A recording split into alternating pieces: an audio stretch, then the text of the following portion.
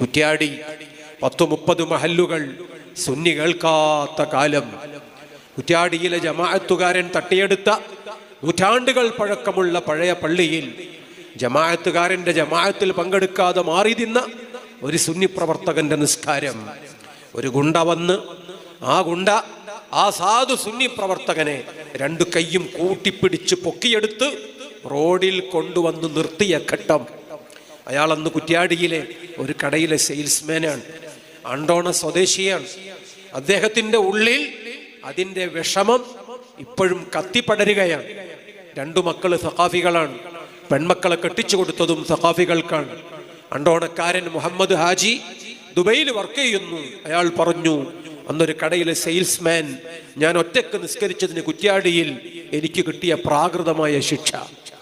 ആ കുറ്റ്യാടിയിലും പരിസരത്തും ആരാണ് സുന്നി വളർത്തിയത്? ഇന്ന് ആ പരിസരത്തിൻ്റെ അവസ്ഥ എത്രമേൽ സന്തോഷകരമാണ്. പേരോട് ഉസ്താദിന്റെ സ്ഥാപനങ്ങൾ, ആ സ്ഥാപനങ്ങൾക്കൊരു കാമ്പൗണ്ട് വാള് ഇന്ന് പണി കഴിപ്പിക്കണമെങ്കിൽ 5 താലൂക്കുകൾ ഒന്നാകെ ചുറ്റി വളഞ്ഞു കെട്ടേണ്ടി വരും. 100-ലേറെ വാഹനങ്ങൾ സുന്നി വിദ്യാഭ്യാസ ബോർഡിന്റെ പാഠപുസ്തകങ്ങൾ പഠിപ്പിക്കപ്പെടുന്ന മദ്രസകളിലേക്ക് കുഞ്ഞുങ്ങളെ എടുക്കാൻ വേണ്ടി അങ്ങും ഇങ്ങും തലങ്ങും ഓടിക്കൊണ്ടിരിക്കുകയാണ്. എല്ലായിടത്തും പള്ളികളായി, മദ്രസകളായി, സ്ഥാപനങ്ങളായി.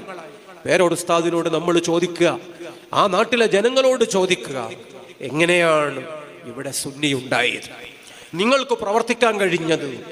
വല്ലാതെയൊന്നും വൈകിയിട്ടില്ല. ഇന്നലകളിലെ കഥ അവരോരോരുത്തരും നമ്മളോടെടുത്തു പറയും. എ.പി. ഉസ്താദിന്റെ ഒരു വാള് വെച്ചു. ആ വാള് ഗംഭീരമായി നടക്കുന്നു. ചോദ്യങ്ങൾക്ക് നേരം പുലരുവോളം ഞാൻ മറുപടി പറയും. അന്ന് ഉസ്താദിന്റെ ആവേശമുള്ള പ്രഖ്യാപനങ്ങൾ. നേരം പുലർന്നാൽ സമയമുണ്ടെങ്കിൽ ഞാൻ ഇനിയും പറയും എന്നൊക്കെ പറഞ്ഞുകൊണ്ടിരിക്കുന്നു. അന്നത്തെ ഒരു വിഷയം ഔലിയാക്കളും കറാമത്തും. സുന്ദരമായി വിഷയം അവതരിപ്പിച്ച് കാന്തപുരം ഉസ്താദ് സംസാരിച്ചുകൊണ്ടിരിക്കുമ്പോൾ മഴ പെയ്യുകയാണ്. ഉസ്താദ് അവർകൾ പറഞ്ഞു, അല്ലാഹുവേ, ഞങ്ങൾ ദീനിന്റെ മഹത്വം പറയാൻ ഒരുമിച്ച് കൂടിയതാണ്, ഔലിയാക്കളുടെ മഹത്വം പറയാൻ ഒരുമിച്ച് കൂടിയതാണ്, വേറെ ലക്ഷ്യങ്ങളില്ല. ഇന്നിവിടെ മഴ പെയ്ത പറ്റില്ല, ഈ മഴ നീ പിൻവലിക്കണം. അല്ലാഹുമ്മ ഹവാലൈന ലാ അലൈന എന്ന് ഉസ്താദ് അവർകൾ പ്രാർത്ഥിച്ചു. ഉസ്താദ് അവർകൾ അന്ന് നടത്തിയ പദപ്രയോഗം ഓർമ്മയിൽ നിന്നെടുത്ത് പേരോട് ഉസ്താദ് ഇപ്പോഴും പറയും. അന്ന് ഉസ്താദ് പറഞ്ഞ വാക്ക് മുഹീദ്ദീൻ ഷെയ്ഖിന്റെ കറാമത്ത് ബർക്കത്ത് കൊണ്ട്, അല്ലാഹുവേ, ഞങ്ങൾക്ക് മഴ തൽക്കാലം ഒന്ന് മാറ്റിത്തരണമേ.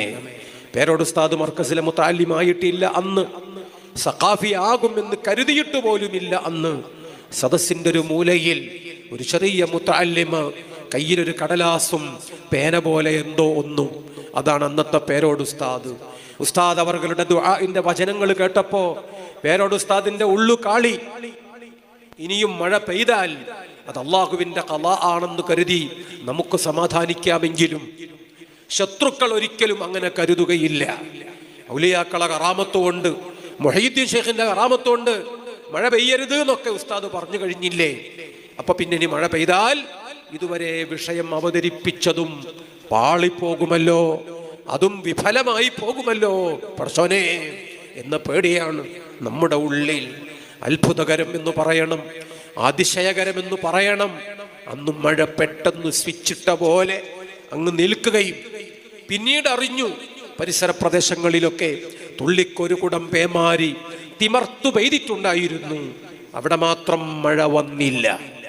സദസ്സിന് ആവേശമാണ്, സന്തോഷമായി. ആ സംശയത്തോടെ അപ്പുറത്തും ഇപ്പുറത്തുള്ള ആളുകൾ, അവർക്ക് ജമാഅത്ത് വരട്ടു സാഹിത്യങ്ങളും മടുത്തിട്ടുണ്ട്. അവർക്ക് എന്തൊക്കെയോ ആത്മീയതയ്ക്ക് വേണ്ടി ദാഹിക്കുന്നുണ്ട്. സദസ്സ് കൂടി വന്നു, ആളുകൾ എമ്പാടും വന്നു, ചോദ്യങ്ങളും വന്നു.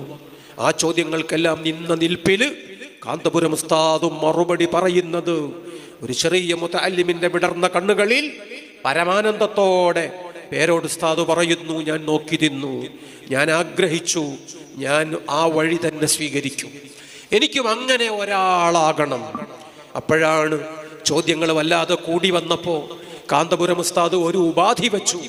ഇനി ആ ചോദ്യം ചോദിക്കുന്ന ആളുകൾ പേരും വാപ്പാന്റെ പേരൊക്കെ ഒന്ന് പറഞ്ഞ് അതൊന്ന് എഴുതി തരണം, നമുക്ക് ആരാണ് ചോദിക്കണമെന്നൊന്നറിയാലോ. ഇത് പറഞ്ഞു ഉസ്താദ് ചോദ്യങ്ങളുടെ മറുപടിയിലേക്ക് തന്നെ കടന്നു. പിന്നെ വന്നൊരു ചോദ്യം എല്ലാവരെയും ചിരിപ്പിക്കുന്ന ചിന്തിപ്പിക്കുന്ന ചോദ്യമാണ്.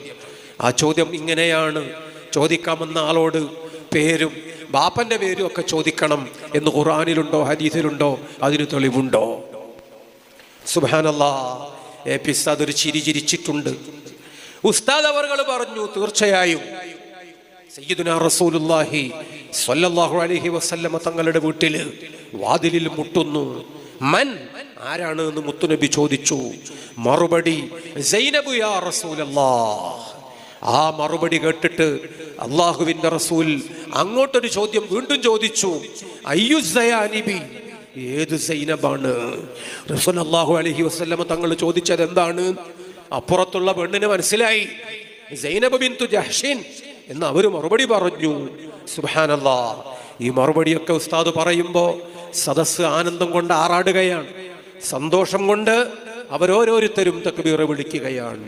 പേരോട് ഉസ്താദിന്റെ പ്രഖ്യാപനം, അസംതു അലൈഹി, ഞാൻ അന്നു തീരുമാനിച്ചു.